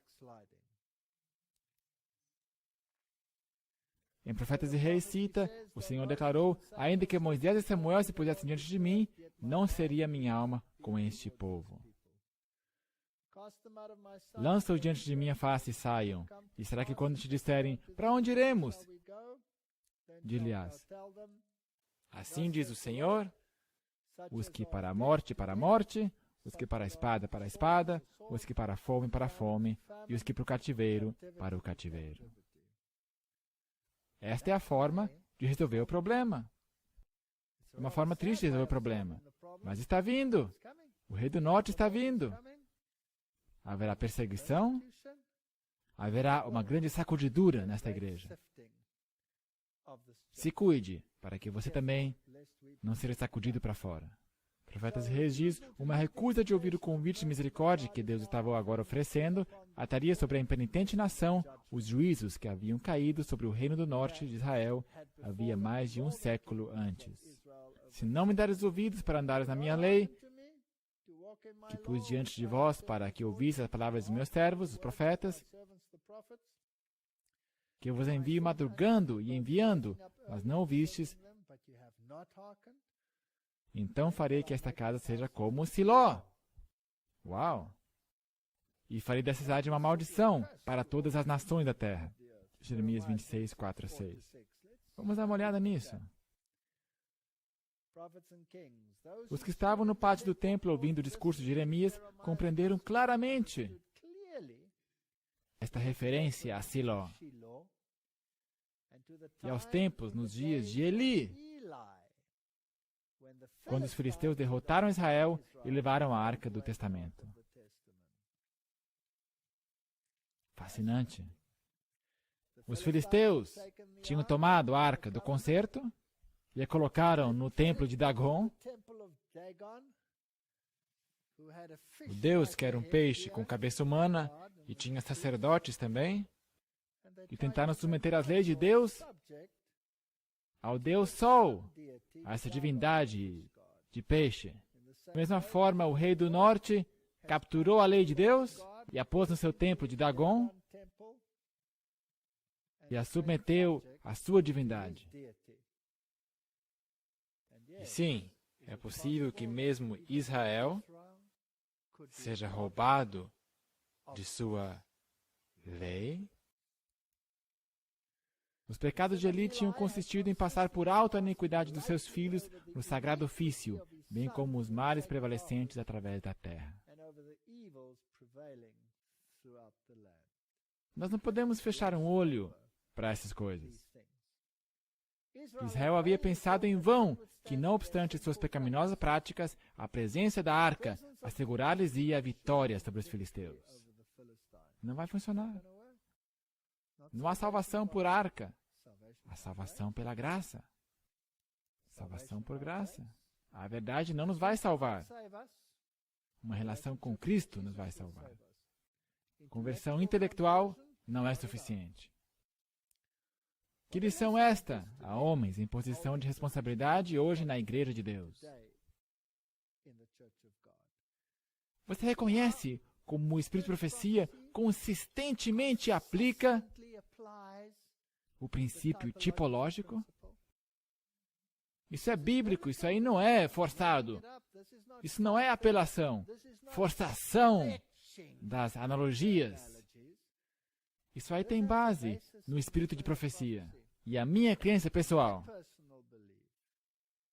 é que se você não pode usar o profeta para exegese, então quem que você pode usar para exegese? Que solene advertência quanto à necessidade de tratar-se fielmente os erros que levam desonra à causa da verdade. Que ninguém que declare ser depositário da lei de Deus lisonjeie-se a si mesmo com o pensamento de que a deferência que externamente mostrarem para com os mandamentos de Deus os preservará da aplicação da justiça divina. Que ninguém se recuse a ser reprovado pela prática do mal, nem acuse os servos de Deus por serem demasiadamente zelosos em procurar limpar o campo de obras maléficas. Um Deus que odeia o pecado apela aos que se declaram guardadores de sua lei a se afastarem de toda iniquidade. A negligência em se arrepender e render voluntária obediência acarretará sobre homens e mulheres hoje tão sérias consequências como as que vieram sobre o antigo Israel. Aí está a tipologia. Jeremias foi ridicularizado, castigado, tratado com malícia, foi aprisionado. Por que profetizaste no nome do Senhor, dizendo, como Siló será esta casa? Por que você fez isso? E esta cidade será assolada, de sorte que não fique nenhum morador nela. E ajuntou-se todo o povo contra Jeremias na casa do Senhor. Os Jeremias em nossa igreja vão ficar de pé contra a maioria. É isso que eu vejo aqui. Sacerdotes, falsos profetas e povo. Voltaram-se irados contra aquele que não falaria palavras suas ou profetizaria coisas deleitosas. Assim foi a mensagem de Deus desprezada e seu servo ameaçado de morte. O antítipo tem que ser o mesmo. Então falaram os sacerdotes e os profetas e os príncipes e a todo o povo, dizendo: este homem é réu de morte, porque profetizou contra esta cidade, como vistes com os vossos ouvidos.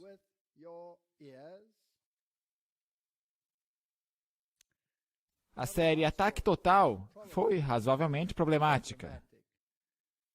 E eu não posso crer que a série Transformação Total será menos problemática. Mas eu tenho a minha esperança de que as pessoas ainda vão dar ouvidos e voltar de suas práticas que estão acontecendo. Mas Jeremias permaneceu ousadamente perante os príncipes e o povo, declarando: o Senhor me enviou a profetizar contra esta casa e contra esta cidade todas as palavras que ouvistes. Agora, pois, melhorai os vossos caminhos e as vossas ações, e ouvi a voz do Senhor vosso Deus, e arrepender-se ao Senhor do mal que falou contra vós. Há Jeremias por toda a igreja. Temos que começar a nos levantar. Quanto a mim, eis que estou nas vossas mãos. Fazei de mim conforme que for bom e reto aos vossos olhos. Se as laranjas caem, então tem que cair, e que caiam logo. Sabei, porém, com certeza, que se me matares a mim, trarei sangue inocente sobre vós, e sobre esta cidade, e sobre seus habitantes, porque na verdade o Senhor me enviou a vós para dizer aos vossos ouvidos todas estas palavras.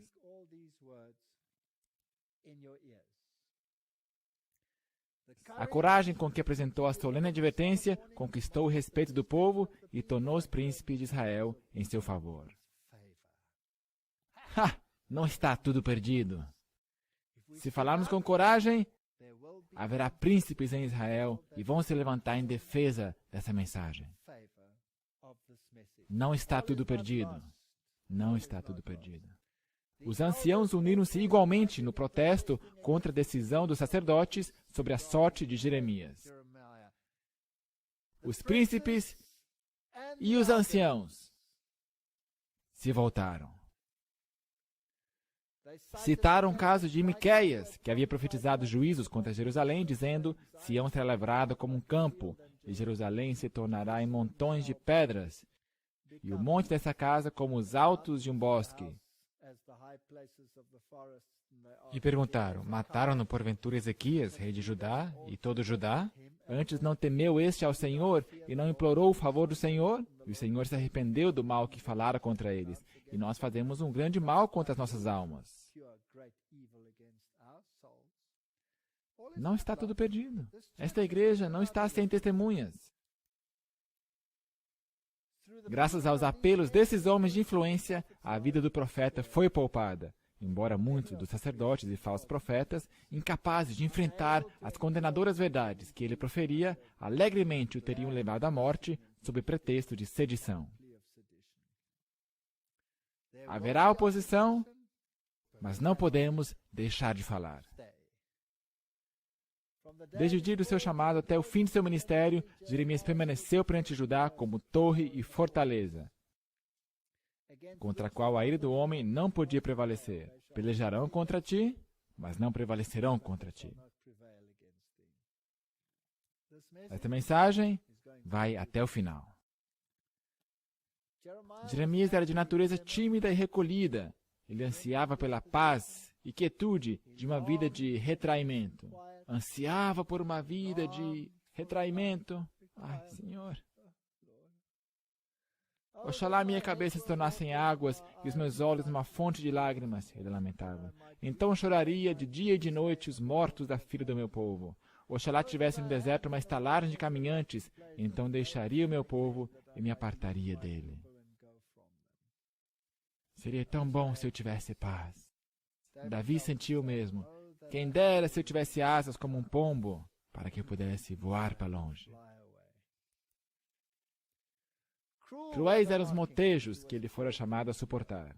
Fui feito um objeto de escárnio para todo o meu povo, ele declarou.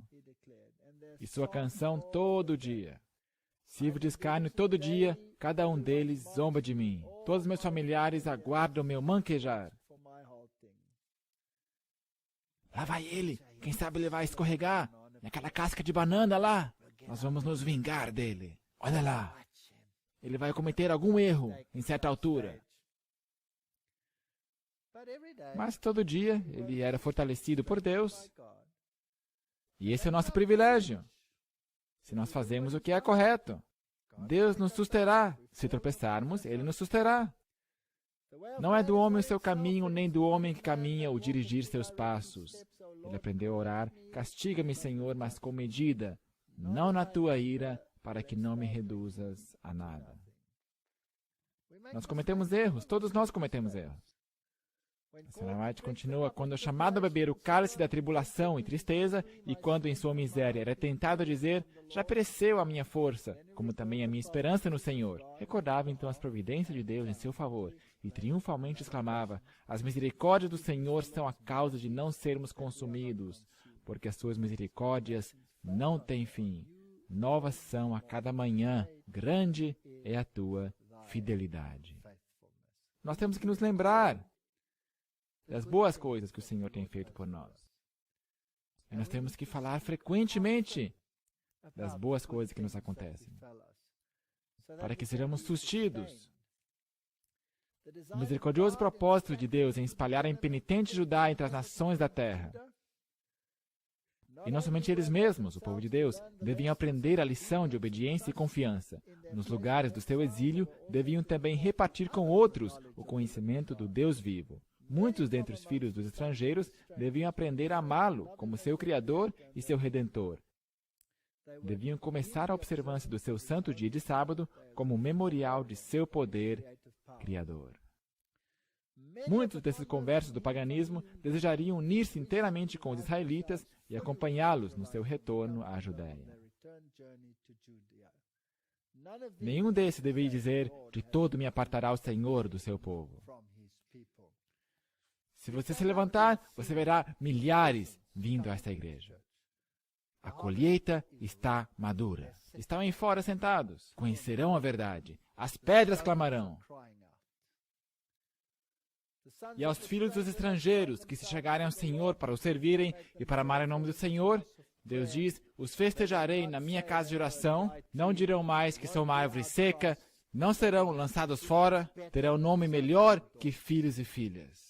Estão esperando, na linha lateral. Ao profeta fora permitido perscrutar os séculos futuros ao tempo do advento do prometido Messias. A princípio, a visão pareceu sem esperança, mas logo a cena mudou e ele viu as maravilhas do que estava por vir. Ele viu surgir o sol da justiça, trazendo salvação sob suas asas, e, absorto em admiração, exclamou: mas a terra que foi angustiada não será entenebrecida. Ele envileceu nos primeiros tempos a terra de Zebulon e a terra de Naftali, mas nos últimos a enobreceu junto ao caminho do mar, além do Jordão, a Galiléia dos gentios. O povo que andava em trevas viu uma grande luz, e sobre os que habitavam na região da sombra da morte resplandeceu a luz.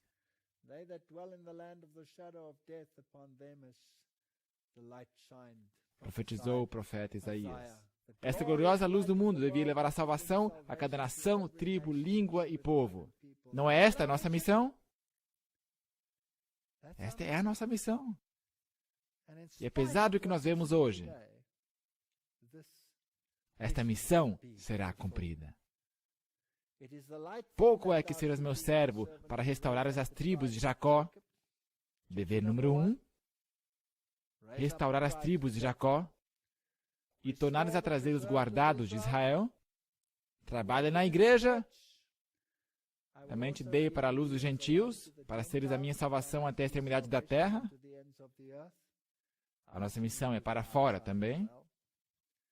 Não vamos nos demorar sobre as igrejas, mas temos que falar a elas. Olhando ainda mais para longe através dos séculos, o profeta contemplou o cumprimento literal dessas gloriosas promessas. Viu os anunciadores de alegres novas da salvação saindo para os confins da terra, a toda tribo e povo. Ouviu o Senhor dizer da igreja evangélica: eis que estenderei sobre ela a paz como um rio, e a glória das nações como um ribeiro que transbordará. E ouviu a comissão: amplie o lugar da tua tenda, e as cortinas das tuas habitações se estendam. Não impeças, alonga as tuas cordas e firma bem as tuas estacas, porque transbordarás a tua mão direita e a esquerda, e a tua posteridade possuirá as nações. Nós vamos crescer, esta igreja não vai minguar. Haverá um peneiramento, haverá uma sacudidura, mas à medida que eles saem, os outros vão fluir para dentro de Babilônia e tomar o seu lugar. Quão suaves são sobre os montes os pés do que anuncia as boas novas, que faz ouvir a paz, que anuncia o bem, que faz ouvir a salvação, que diz a Sião: o teu Deus reina. Isso acontece com a chuva serôdia. Levanta-te, resplandece, porque já vem a tua luz. Nós estamos no próprio limiar desta glória. E a glória do Senhor vai nascendo sobre ti, porque eis que as trevas cobriram a terra, este é um lado, e a escuridão, os povos.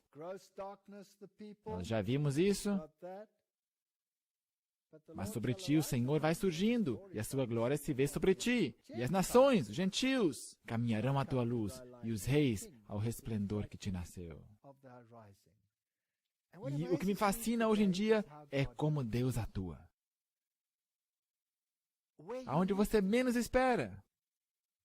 Nós estamos num trem.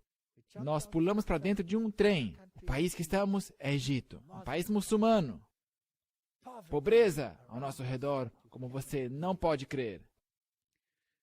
Então nós estamos nesse trem, para avançar só 3 estações, de um sítio arqueológico ao outro. Nós estamos nesse trem, o trem está lotado, lotado.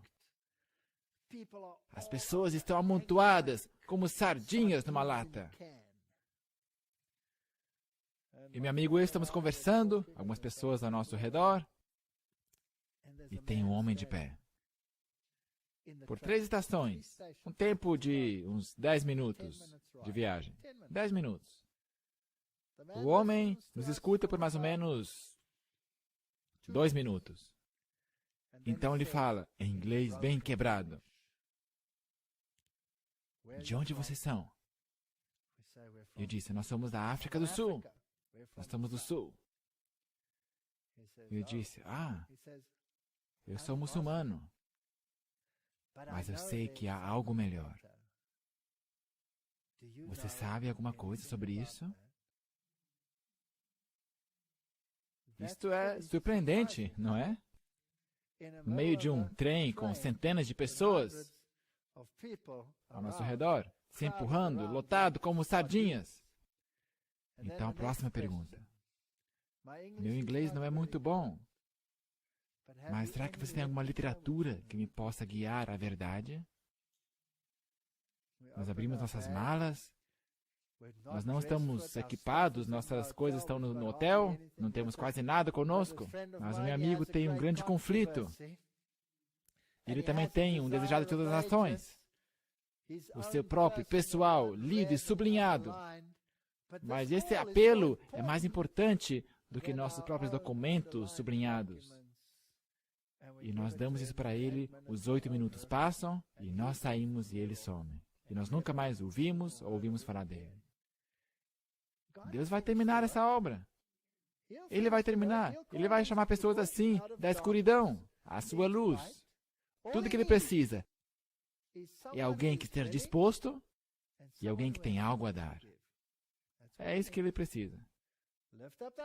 Levanta em redor os teus olhos e vê, todos esses já se ajuntam e vêm a ti. Nós não solicitamos. Os teus filhos virão de longe, tanto, quem sabe, dirão, eu sinto falta de algo em minha religião. Tem que haver algo melhor. e as tuas filhas se criarão a teu lado. E os filhos dos estrangeiros edificarão os teus muros, e os seus reis te servirão. Eu já falei com muitos oficiais de alto escalão, incluindo rainhas e realezas, porque no meu furor te feri, e na minha benignidade tive misericórdia de ti. E as tuas portas estarão abertas de contínuo, nem de dia nem de noite se fecharão, para que tragam a ti as riquezas das nações, e conduzidos com elas os seus reis. Sabe, alguns ministérios que estão pregando essa mensagem hoje são financiados não tanto por pessoas de dentro, mas por pessoas de fora. É admirável. Pessoas que não são de nossas fileiras dão grandes somas de dinheiro para que a mensagem possa avançar pela televisão, pela impressão de livros, por DVDs e tudo que você nomear. Olhai para mim e sereis salvos, vós todos os termos da terra, porque eu sou Deus e não há outro. Essas profecias de grande despertamento espiritual em tempos de espessas trevas estão sendo cumpridas hoje no progresso dos postos missionários que estão alcançando as regiões entenebrecidas da terra. Os grupos missionários são como bandeiras erguidas. Acontecerá naquele dia, diz o profeta Isaías, que as nações perguntarão pela raiz de Jessé, posta por pendão dos povos, um pendão, um estandarte, e ajuntará os desterrados dispersos. Se você se levanta por alguma causa, será incrível. Quando eu estava em dificuldades na universidade, quando me acusavam com todo tipo de pretextos, quem que em grande medida correu em meu auxílio? Não os cristãos, os muçulmanos. Eles vieram à minha ajuda. Isso me surpreendeu. O dia do livramento está às portas. Os olhos do Senhor passam por toda a terra para mostrar-se forte com aqueles cujo coração é perfeito para com Ele. Dentre todas as nações, tribo e língua, Ele vê homens e mulheres que estão orando por luz e conhecimento. Suas almas estão insatisfeitas. Há muito Ele se tem apacentado de cinzas. Nós temos relatos fantásticos. Nós temos até relatos de pessoas ouvindo esses DVDs em sua própria língua, quando nem ainda foram dublados. Isto é incrível. O inimigo de toda justiça tem nos posto de lado. Eles tateiam como cegos, mas são sinceros de coração e desejam conhecer um caminho melhor. Embora nas profundezas do paganismo, sem qualquer conhecimento da lei escrita por Deus, nem de seu Filho Jesus, têm eles revelado de muitas maneiras a operação de um poder divino na mente e no caráter. Às vezes, os que não têm conhecimento de Deus, além daquele que receberam sob a operação da graça divina, têm sido bons para com os servos do Senhor, protegendo-os com o risco da própria vida. Deus nota todas essas ações. Ele tem o seu povo aí fora. O divino plano de salvação é amplo bastante para abranger o mundo todo. Deus anseia por insuflar na prostrada humanidade o fôlego da vida. O despertamento que nós vemos na Índia, nós vemos na China, nós vemos na Coreia, nós vemos nos países da antiga União Soviética, os países que já foram comunistas, nós vemos despertamento na América do Sul. Isso aí são tudo sinais de que em breve milhares virão a esta igreja. Tirar-se-ia preso do valente, ou os presos justamente escapariam? Mas assim diz o Senhor, por certo que os presos se tirarão do valente, e a presa do tirano escapará. Tornarão atrás e confundir-se-ão de vergonha os que confiam em imagem de escultura e dizem às imagens de fundição, vós sois nossos deuses. Bem-aventurado aquele que tem o Senhor de Jacó por seu auxílio, e cuja esperança está posta no Senhor seu Deus. A todo coração sincero em terras pagãs, o justo à vista do céu, nasce luz nas trevas. Guiarei os cegos por um caminho que nunca conheceram, fá-los-ei caminhar por veredas que não conheceram. Tornarei as trevas em luz perante eles, e as coisas tortas farei direitas. Que privilégio fazer parte desse movimento final. Portanto, o Espírito e a noiva dizem, vem. Por favor, note, o Espírito e a noiva, Deus tem uma igreja. E esta igreja vai terminar a obra, a despeito da situação em que se encontra. E quem ouve, diga, vem. E quem tenha sede, venha. E quem quiser, tome de graça da água da vida. Que Deus nos ajude para entender as tipologias, para que melhor entendamos a situação da igreja, para não estar tão desencorajado. Porque sim, está escuro, mas há uma luz. E em breve os tabuleiros serão virados. E pela graça de Deus, muitos nessa igreja estarão de pé. E aqueles que não ficarem serão substituídos. Que Deus nos ajude em nome de Jesus. Amém.